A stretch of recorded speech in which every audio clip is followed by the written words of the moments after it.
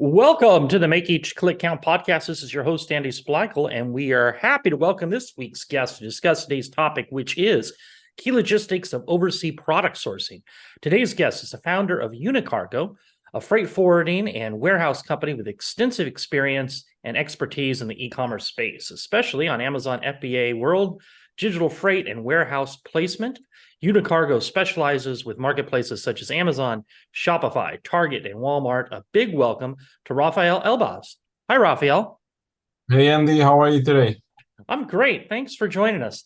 So Thanks for having me. we recently launched a course on selling Amazon and sourcing products. But if you source products internationally, then of course you need to figure out how to get those products to the US, which is why I'm really excited to talk to you today. So, what are some of the obstacles to importing large quantities of products from outside the US? All right, that's a great question. So, as far as I understand, as we know, most e-commerce businesses and sellers actually import their products, right? They are not being Right. done domestically. Most of them are actually importing the products. So it means that they need a logistics partner, a company that would help them import the products, make sure they are compliant, run them through customs clearance. And the obstacle and challenges, basically, I would say, is finding the right partner, right? To be on your side, to educate you on things and make sure you are doing the right thing, take you hand in hand. B is making sure you're compliant, in compliance, right? There are what we call a marketplace compliance, which means what you need in order to sell on Amazon or Target or Walmart or any other marketplace you work on. And that's one type of compliance. The second type of compliance is actually the import compliance. What do you need in order to actually import the product into the country? Sometimes these two different types of compliances are different, right? You would need a certain certification or approval to sell on a marketplace, but a different certificates or labels or graphics to actually import the product into the country. Yeah, I mean, let's talk about that. What is required to bring product into the country and get it through customs? Right, so the main question would be what type of product are you importing, right? There are different product categories like cosmetics would be considered as FDA regulated, toys, Consumer Safety Product Commission, not only toys, but every product that intended to the use of kids under 6 years old, under 12 years old, sorry. So every different product category will have different requirements. I'm here to say that most products, right, general products, doesn't require a special certification or licensing or anything like that. But in any case, before producing, right, even before paying a supplier of your products, right, before you go into production, you got to make sure you consult with your logistics partner or your logistics provider and share with them the idea, share with them about your product, the design, the idea, the actual product, and make sure you're not missing anything under the compliance, right? Because once you source a product, right, you find the factory, before you actually place your order, you want to make sure that factory has the certification needed, right? You don't want to be caught in an instance where you actually paid for your product, right? You paid 30% of the production, 50% of the production, and all of a sudden you figure out that, oh, sorry, the factory doesn't have the certification required to import into the States or into the European Union. And that happens a lot, by the way. Really? Now, what amount of fees, taxes, is that is it again depend on what type of product? How do I don't even know, how do the duties and taxes work on importing products? So on every product, almost every product imported, you have to pay import duties, right? If we're talking about the US, we are talking about import duties. If people want to import to Europe, these are import duties plus VAT. In Canada, these are import duties plus GST. The actual duty percentage is based on the actual product and where is it coming from, right? The country of origin. There is what we call an HS code, HTS code, harmonized system code. Every product gets classified with different code and different tariff. And based on that code, you would understand the percentage of duty that product would pay and that percentage is based off the actual value of the goods, right? So you're buying products worth of, I don't know, $50,000 worth of products. Your HS code associated with your product will say, hey, this pays 5% duties. So basically, you would pay 5% on of that $50,000 worth of goods. And I mean, you had said that it depends on the country, but what is, I mean, it's hard to give a ballpark, but I mean, we talking duties are like 5% typically, 50%. I mean, So let's exclude China, okay. even though it's the biggest manufacturer today. If we exclude China, I would say consumer products, products that we typically see on the e-commerce businesses, we would look at between 0 to 10%. That would be the major range. If products are made in China, there would be an additional Trump duty or a Section 320. And that goes up to, I would say the average would be 15%, 16% out of your value, your imported value. Now, and that's China. Is there other, I mean, it matters then where you're importing from as far as what country with taxes, but is there other complexities with importing products from China? Well, besides from duties, the complexities of importing a product doesn't really relate to the country of origin. It relates to the actual nature of the product, right? What is it made of? What its intention? Is it a medical device? Is it a cosmetics? Is that thing that touches food, or a product that has medical claims? But I would say that it's not the origin of the product, it's the nature of the product that Got it. makes the compliance or the complexity of importing a product. Now, what are some of the common mistakes that you've seen companies make when trying to import their products? So the first one we've already discussed. The first one is basically not making sure you're in compliance before actually producing your product, before actually starting production. So I would say compliance and import regulation would be the biggest mistakes we see, the biggest by far. That would be the biggest. Second is lack of education. All right, and that's very typical for e-commerce businesses, especially people who are just starting out. Obviously, it's very different from a traditional importing company where they have a supply chain manager with years and years of experience, and he knows the ropes and he's done it for many years. So when we see e-commerce businesses, and that's a type of customers we work a lot with, they go to a course or they sign up for an academy, they learn on how to sell on Amazon or how to sell on Walmart, and they become these good marketers, but they still lack of real life experience with regards to supply chain, right? Importing, production, quality control, all of that. So the second thing would be lack of experience or uneducating yourself or not learning enough on even simple stuff like Incoterms, right? When you talk to suppliers on your trade terms, how do you buy your products and all of that. So I would say that the second biggest challenge, it's not a mistake, it's a challenge. It's mostly lack of education or lack of experience. Let's call it this way. The third would be not choosing the right partner. Or, it's very, very easy to have your supplier produce your products and actually ship it for you or act as your freight forwarder. But that is a very, very dangerous place to be in, because when you have your supplier, the factory, do your logistics, you are mixing up very different things together, right? The supplier, his job is to manufacture, to produce goods. That's what he's good at. And when you ask him to do your shipping or ask him to ship it to your door or to your warehouse or to Amazon, you're basically having your supplier contact his freight forwarder, let's say in China, and now he becomes the client and not you. And your interest might be different, right? Now you have a problem, you need to go to your supplier, and he, in his turn, need to go to his freight forwarder, and you don't have direct communication with your logistic partner.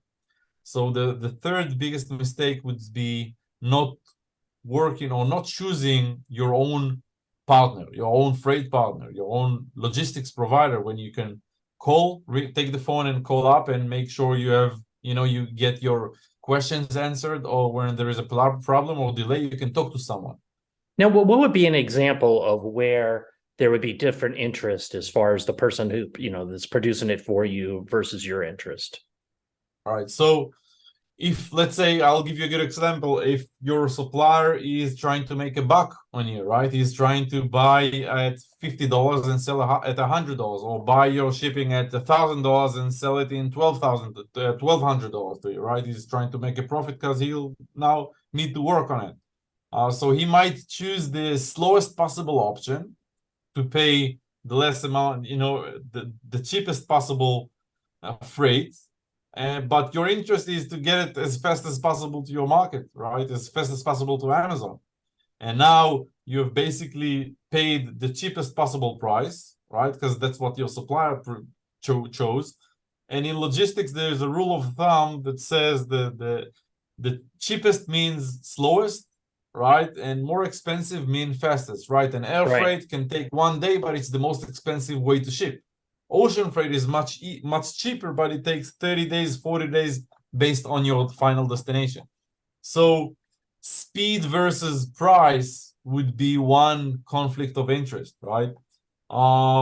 Secondly is there's what we call the consolidation, or shady stuff being done under a consolidation, right? Chinese freight forwarders or foreign freight forwarders, non-registered, non-FMC licensed, they would have different tricks, very old tricks that freight forwarders can do that can put your product in jeopardy, can risk your supply chain. For example, you might not be the importer of record. You might not be the name of the bill of lading. You might not be the owner of the product until it gets delivered to your door.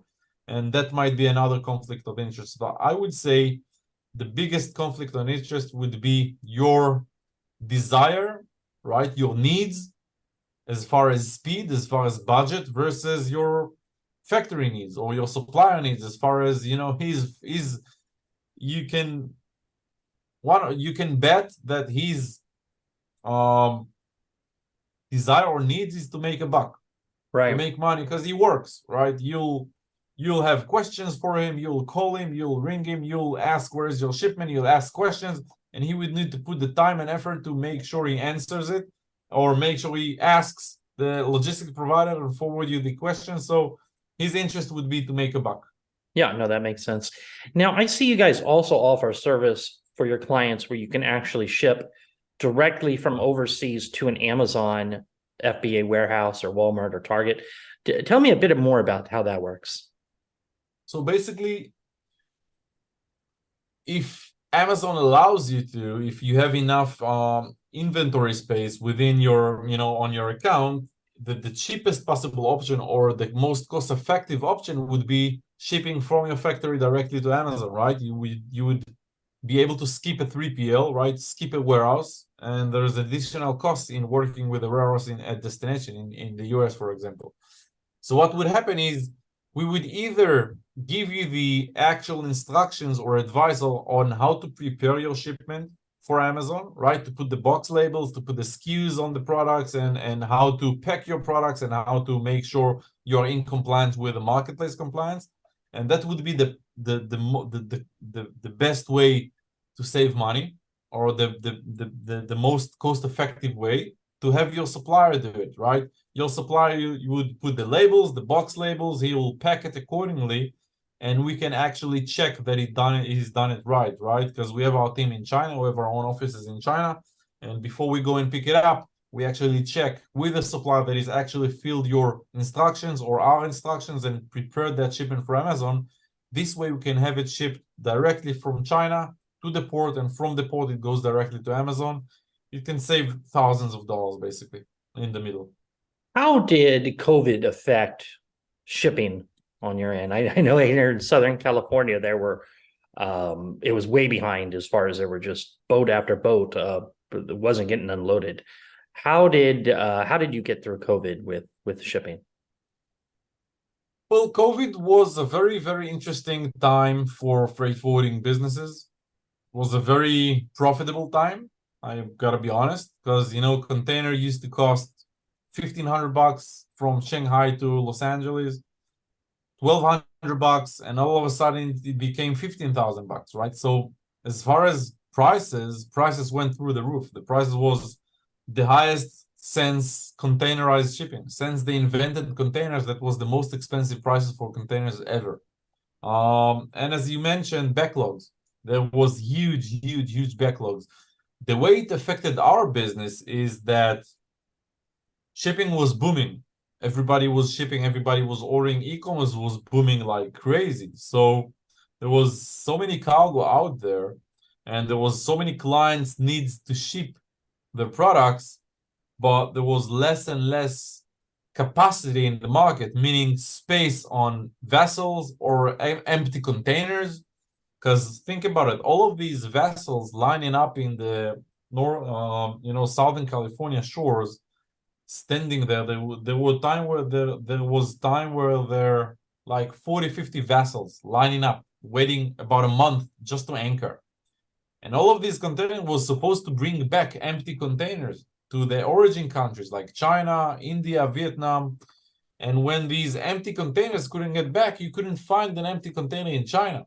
So even though you have so many clients needs to ship, right? They want to order, they want you to ship their products. There was a very big problem actually finding an empty container to fill the products in. And once you find an empty container, there's now a problem to find the space on a vessel to put your container in. So there was a huge demand and very slim supply. And it's a very interesting thing for a business. Imagine that you have so many clients lining up, waiting in line to buy your products, but you have no products to sell. But they still knock on your door and they're screaming, I want to buy, but you have no products to sell. So that's a very interesting time for business. That's what drove prices up, by the way. There's so much demand and less supply. Now, have those prices come back to where they were before? Yeah, prices came back. They were actually even a bit lower than pre-COVID, but now they are going up a little bit. Not too dramatic, but we see container prices from Shanghai to Los Angeles these days. We are talking about $1,600, $1,700 for a full container load, port to port, right? Without picking it up or delivering it to final destination. Now, if you had a crystal ball, how do you see the shipping industry changing over the next year to 18 months? Well, that's a very interesting question. I would say there would be a lot of consolidations in this space, right? Because a lot of companies in the past 3 years, since COVID started till it ended, we look at it about or almost 3 years. Shipping companies were very profitable. Freight forwarding companies were very profitable. A lot of them recruited a lot of people. A lot of them invested big money on tech or development, software development. And all of a sudden, prices came back. Nobody believed that prices would decline so fast. We thought that these prices will last for a couple of years, or at least stabilize in around $5,000 container, $7,000 container. We thought it would never happen again where shipping company would lose money, right? When shipping a container at $1,000 rate or $1,200, the actual vessel, the shipping company, they actually lose money. And we thought that times would never come back again, but it came back very fast. So now we see a lot of shipping companies, a lot of freight forwarding companies working on very slim margins while their expenses are through the roof. And a lot of them are either closing shop or either being bought, like consolidated, bought by bigger shipping companies. So we think that there would be less shipping companies available out there, or not available, but there would be consolidation. Big boys, big companies buying out smaller companies. And yeah, that's what we see happens today. Now, what advice would you give to a listener who would like to source products from outside the US, but they're worried about importing and dealing with customs and everything that goes into that? I mean, Well, where should they even start? yeah, so I would start by, reading out or educating yourself on, simple stuff like how does it work, or what's an air shipment, or what's an ocean shipment, what's import duties, or how do you custom clear. There's so many information out there. Just Google it, or on YouTube. There is so much information and knowledge out there. So you can educate yourself. Now, remember, you don't have to be an expert, right? You don't need to sit hours and hours in order to learn freight forwarding, because you work with a freight forwarder, right? So the best advice is find the right partner for you. Find the company. Let's say you sell on Amazon. Find the freight forwarding company that specialize on Amazon Marketplace, or have a lot of experience working with Amazon sellers or e-commerce businesses. Why? Because they've worked with guys like you. They probably know that you have no experience or very little experience, and they would be very patient to help you out or go on a Zoom call with you and explain how things works, right? So you don't have to be an expert. You don't really need to understand everything. You just have to find the right partner. Just like in graphic design, right? You need a graphic design done for your product. You don't go and learn graphic design. You hire a graphic designer. Now you want to hire someone you have good communication with. You are, you have good vibe, and it just works. Now, So the best advice is finding the right partner. find the partner. Now, do you have a favorite success story of a client at Unicargo and how you've helped them grow their business that you could share?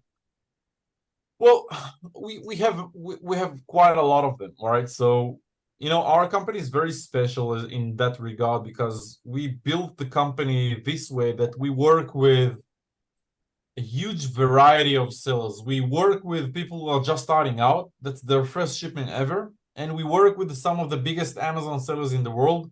We work with the biggest aggregators, FBA aggregators in the world, and in the middle, like small ones, medium ones, and huge ones. So we have teams dedicated to their success for every size. We have a special team. So we have actually a special team that is dedicated to smaller cells. They would know that they'll have millions of questions and they need to take them hand in hand. And there is no one single success story. There's a lot of them, because we see that most of our clients that start and take this business seriously, they actually grow. And we see that by the number of shipments, right? They start with the first shipment, and we know because we have a lead qualification team that, you come to us or you send an email, and the next thing you get from us is, hey, we would love to help you. Tell us a little bit more about yourself. How many shipments have you had? Is that your first shipment? What are you trying to? So we get to know our clients. So we know that clients started with and saying, hey, that's my first shipment ever. And within a year or 2 years, they become a client that ships 3, 4, 5 times a month, right? So we see that the clients are growing.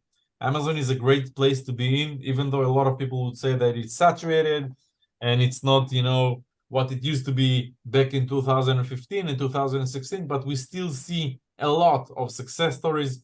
People are making it out there. Again, people who put the time and effort, people who take it seriously. And you know it better than me. If you look at it as a business and you work very hard and you persist and you don't quit, you'll see success. Now, who is the perfect client for working with you guys?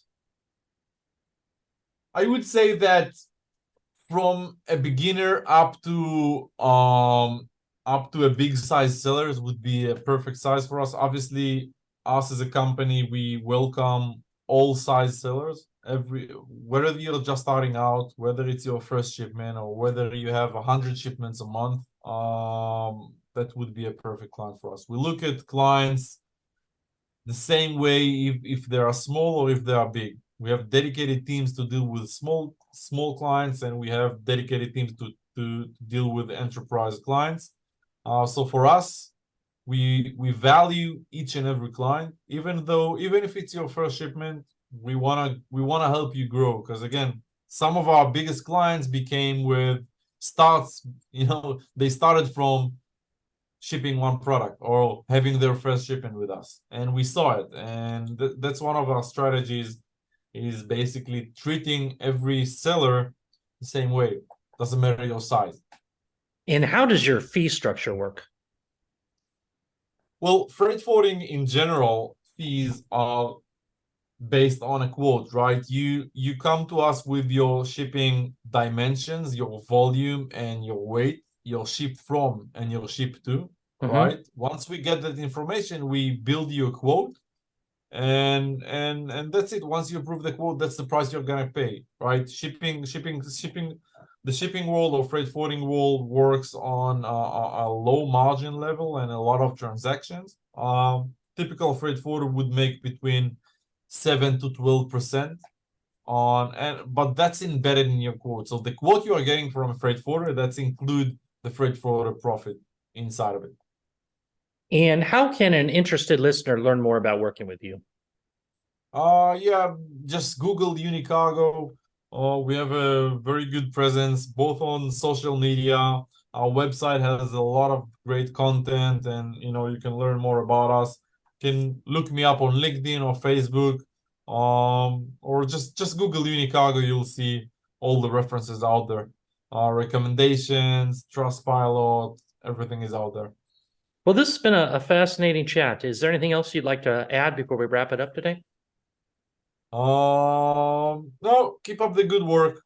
Again, if some of our listeners are, they want to take their, business building process or journey into the right step, just putting the effort, having a business on Amazon. Again, we've been in this space since 2015, 8 years now, and I can tell you for a fact that building an Amazon business is not something you do on the side. It's not something you can do from a 2 hours work. You gotta put the effort like you would put in a brick and mortar. Like you would put in any business that you would build. You gotta put the effort, the time, and if you would do that, you would be able to succeed. Well, this has been great. Well, thank you for joining us today. Thank you very much, Andy. Have a great day. For listeners, remember, if you like this episode, please go to Apple Podcasts and leave us an honest review. And if you're looking for more information regarding Refael or Unicargo, you'll find the links in the show notes below. In addition, if you're looking for more information on growing your business, check out our podcast resource center, available at podcast.makeeachclickcount.com. We have compiled all of our different past guests by show topic and included each of their contact information in case you would like more information on any of the services discussed during previous episodes. Well, that's it for today. Remember to stay safe, keep healthy, and happy marketing, and I'll talk to you in the next episode.